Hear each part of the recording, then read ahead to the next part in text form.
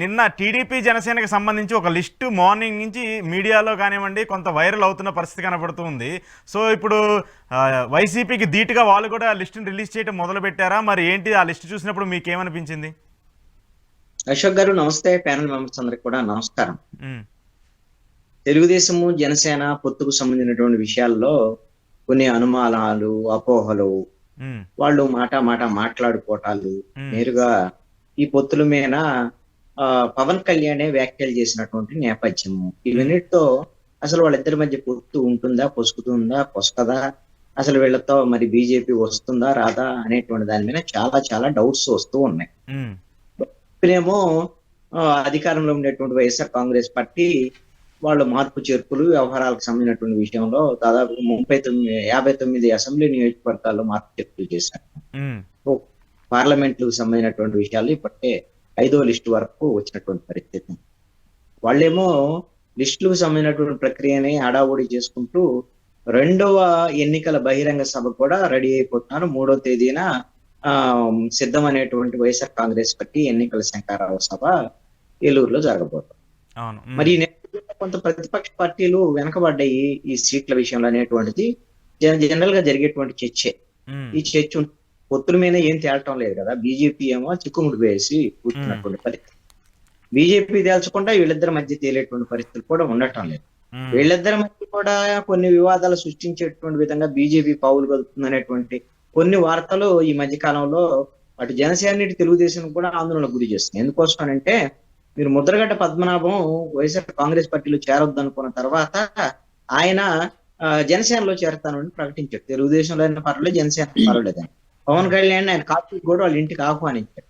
అవును. పోయిన నెల 20వ తేదీ 23వ తేదీ అట్లా ఏదో వెళ్తారో ఇదని అనుకున్నారు.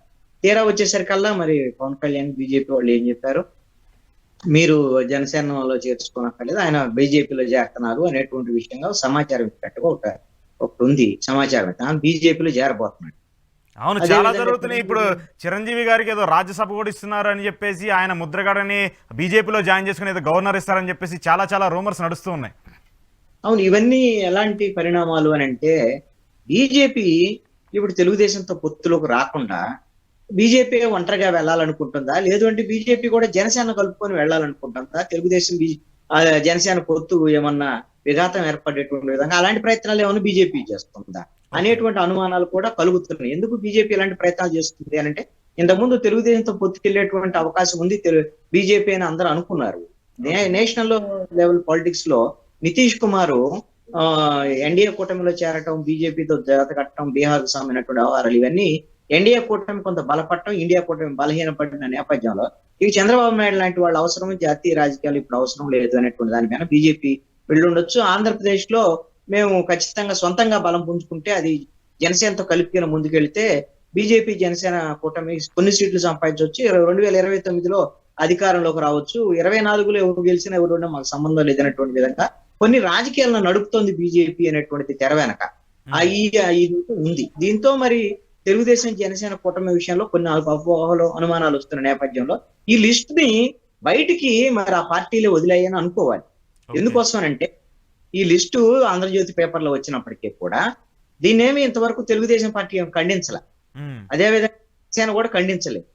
వాళ్ళు సీట్ల పంపకాల్లో ఇంకా ముందుకు పోవట్లేదు, పొత్తుల విషయం ఖరారు కావట్లేదు, ఇవన్నీ నెగిటివ్ కొంచెం ఇమేజ్ వాళ్ళకి ఇబ్బందికరంగా మారటంతో ఇట్లాగానే కొంత ఫీలర్ ఇవ్వటం ద్వారా కొంత చర్చ జరిగింది కదా తెలుగుదేశం జనసేన మీద పొత్తుకు ముందుకు వెళుతున్నారు కొన్ని సీట్లు అనేటువంటి దాని మీద. అందుకోసమని ఇది బయటికి వదిలి ఉంటారని నేను అనుకుంటున్నాను. ఇక్కడ గమ్మత్ ఏంటంటే అసలు ఇప్పుడు ఈ లిస్టు రాసే సమయానికి వాళ్ళు పార్టీలో ఎంతో కొంత వాళ్ళు సమాచారం ఇస్తేనే రాసుకుంటారు అనుకున్న వాళ్ళు సొంతంగా రాశారని నేను అనుకోను. అయితే ఇక్కడ అసలు లావు కృష్ణదేవరాయలు వైఎస్ఆర్ కాంగ్రెస్ పార్టీ నుంచి వెళ్ళాడు. ఆయన ఏ పార్టీలో చేరలే ఇంతవరకు. ఆయన తెలుగుదేశం పార్టీ ఎంపీ అభ్యర్థిగా, నర్సాపేట అభ్యర్థిగా వీళ్ళు రాసేశారు. ఆయన పార్టీలో కూడా చేరి కూడా ఉండలేదు. అదే విధంగా సానా సతీష్ కు సంబంధించినటువంటి విషయం మరి ఆయన ఏ పార్టీ నాకు తెలియదు. తెలుగుదేశం పార్టీకి సంబంధించినటువంటి వాళ్ళు ఏమైనా చెప్పగలిగితే పోతే నాకు తెలిసి ఆయన తెలుగుదేశము, జనసేన ఎవరు పార్టీ మీటింగ్లు జరిగితే అన్ని పార్టీలకు సంబంధించినటువంటి ఆ ఫ్లెక్సీలు పెడుతూ ఉంటాడు. ఆయన ఏ పార్టీ కూడా తెలియదు. నారా లోకేష్ కి అత్యంత సన్నిహితుడు అనేటువంటిది మాత్రం పేరుంది. మరి అలాంటప్పుడు ఆ సానా సతీష్ తెలుగుదేశంలో ఉన్నాడా, ఆయన జనసేనలో ఉన్నాడా? జనసేన కాకినాడ ఎంపీ అభ్యర్థి కింద ఇచ్చారు. అంటే ఒకవేళ తెలుగుదేశంలో ఉన్న వాళ్ళని మరి జనసేన అభ్యర్థి కింద వాళ్ళ కోటాలో ఏమైనా ప్రకటించబోతున్నారా? ఇది కూడా ఉంది. జనసేన వాళ్ళు కొంతమంది ఏంటంటే ఇన్ని సీట్లు ఇస్తారు, అన్ని సీట్లు ఇస్తారని ప్రకటించి తెలుగుదేశం వాళ్ళని జనసేనలోకి పంపించి వాళ్ళని జనసేన అభ్యర్థుల కింద ప్రకటిస్తారు అనేటువంటిది కూడా ఒక పెద్ద చర్చ జరుగుతుంది జనసేన వర్గాల్లో, బయట కూడా ఉన్నాడు. మరి అలాంటి కోటాలు ఏమన్నా సానా సతీష్ వచ్చారా అనేటువంటిది చూడాలి. అదే విధంగా అసలు రఘురామకృష్ణరాజు రెబల్ ఎంపీ వైఎస్ఆర్ కాంగ్రెస్ పార్టీకి నాకు తెలిసి అయితే ఇంకా రాజీనామా చేయలే, నాకు తెలిసి అయితే. మరి ఆయన ఏ పార్టీలో చేరలేదు, వైసీపీకే రాజీనామా చేయలేదు. అలాంటప్పుడు మన ఆయన తెలుగుదేశం పార్టీ క్యాండిడేట్ కింద వీళ్ళు పేపర్లో రాశారంటే అసలు వాళ్ళ పార్టీలో చేరతాడా లేదా, ఆయన లేదా తెలుగుదేశం వాళ్ళు ఎవరన్నా చెప్తే బాగుంటుంది. ఇలాగా ఇవాళ అసలు పార్టీకి కానటువంటి వాళ్ళు, ఇంకా మాగుంట శ్రీనివాసరెడ్డి పేరు కూడా వచ్చి ఉంటుందని అనుకున్నారు, రాలేదు వాస్తవంగా. మాగుంట శ్రీనివాసరెడ్డి కూడా ఒంగోలు ఎంపీ తెలుగుదేశం పార్టీ, వాళ్ళ పార్టీ జరుగుతున్న చర్చ ఇది. వైఎస్ఆర్ కాంగ్రెస్ పార్టీలో ఇప్పటికీ ఆయన అక్కడ ఇక్కడ ఆయన పరిశీలన జరుపుతున్నారని వార్తలు వస్తాయి, కానీ ఆయన ఎప్పుడో నాకు తెలిసి మానసికంగా ఒక ఏడాది క్రితమే తెలుగుదేశం పార్టీకి దగ్గరగా ఉన్నారు అనేటువంటి వార్తలు వచ్చి అందుకనే మాగుంట శ్రీనివాస్ పక్కన పెట్టారు వైఎస్ఆర్ కాంగ్రెస్ పార్టీ వాళ్ళు. ఇప్పుడు ఇలాంటి వాళ్ళందరితో మరి రేపు పొద్దున ఈ ఎంపీల సీట్లు మరి ఓకే 2 వచ్చారు, దీంట్లో నాగేంద్రబాబు లేడు. నాగేంద్రబాబుకి మరి ఆయన ఒక ఎంపీ సీటు ఉండాలి, మరి ఇంకొక సీటు వస్తుందా లేదా అనేటువంటిది చూడాలి. మీరు ఒకసారి గమనిస్తే ఈ పొత్తుల విషయంలో కీలకమైనటువంటి పరిణామం ఒకటి ఈ రోజు చోటు చేసుకున్నాయి.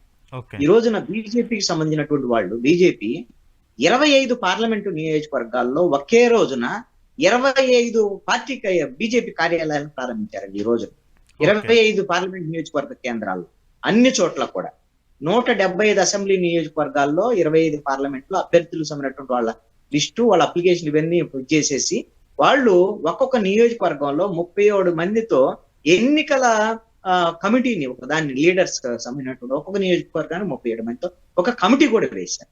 ఆ విధంగా అసలు పూర్తి స్థాయిలో ఎవరితో ఒకవేళ జనసేన వస్తే వాళ్ళు తీసుకోవటమా లేకపోతే ఒంటరిగా పోటీ చేసేటువంటి పరిస్థితుల్లో బీజేపీ వెళ్తున్నటువంటి సందర్భం ఉంది. కానీ ఇక్కడ బీజేపీ అయినా తెలుగుదేశం జనసేనతో పాటు కలిసి వస్తే వాళ్ళకు కొన్ని సీట్లు ఇస్తారు అనేటువంటి విధంగా కూడా కొంత చర్చ ఉంది. అసలు ఆ దిశగా బీజేపీ ఆలోచించడం లేదేమో అని అనుకుంటున్నాను. బీజేపీ రాష్ట్ర అధ్యక్షురాలు పురంధేశ్వరి ఈ రోజు కూడా మాట్లాడారు పొత్తుల మీద.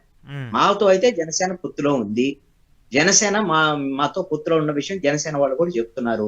అయితే ఇంకెవరితో అయినా పొత్తు వ్యవహారం అని మా రాష్ట్ర పరిధిలో అంశం కాదు, జాతీయ నాయకత్వం నిర్ణయించాల్సినటువంటి విషయం ఉందని పురంధేశ్వరి ఈ రోజు కూడా చెప్పారు. వాళ్ళ యాక్టివిటీ కనపడదు, కానీ మరి చూస్తే తెలుగుదేశంతో పొత్తుకు ముందుకు వెళ్ళేటువంటి ఆలోచన కానీ అలాంటి ఉద్దేశం కానీ బీజేపీకి లేనట్టుగా కనపడుతుంది. ఇక జనసేనే మరి మధ్యలో ఉండేటువంటి, ఇప్పుడు అడకత్తెరలో పొగ చెక్కలాగా అటు తెలుగుదేశం ఇటు బీజేపీ మధ్య మరి ఆయన సఖ్యత కుదిరిస్తాడా, లేకపోతే ఇద్దరి మధ్య ఏమైనా నలిగిపోతాడా, లేదంటే ఎటో ఒకవైపు నిర్ణయం తీసుకుంటారా అనేటువంటిది జనసేన నిర్ణయం మీద ఆధారపడి ఉంటది. బహుశా ఇక్కడ ఏంటంటే మెయిన్ ఏంటంటే సార్, ఇప్పుడు అభ్యర్థులకు సంబంధించి లిస్టు ప్రకటించాల్సింది ఒక పార్టీకి సంబంధించి అధిష్టానమో లేదంటే పార్టీకి సంబంధించి ఒక కమిటీ ఉంటుంది, వాళ్ళు అంతా సుదీర్ఘంగా చర్చించి వాళ్ళు ప్రకటించని. కానీ ఇక్కడ ఒక మీడియా కానీ ఒక మీడియా సంస్థలు కానీ వాళ్ళే డిసైడ్ చేసి వాళ్ళే ఒక లిస్టు ప్రకటించేసేసి అభ్యర్థులు, ఎందుకంటే పార్టీకి జాయిన్ అవ్వని వాళ్ళని కూడా వాళ్ళే డిసైడ్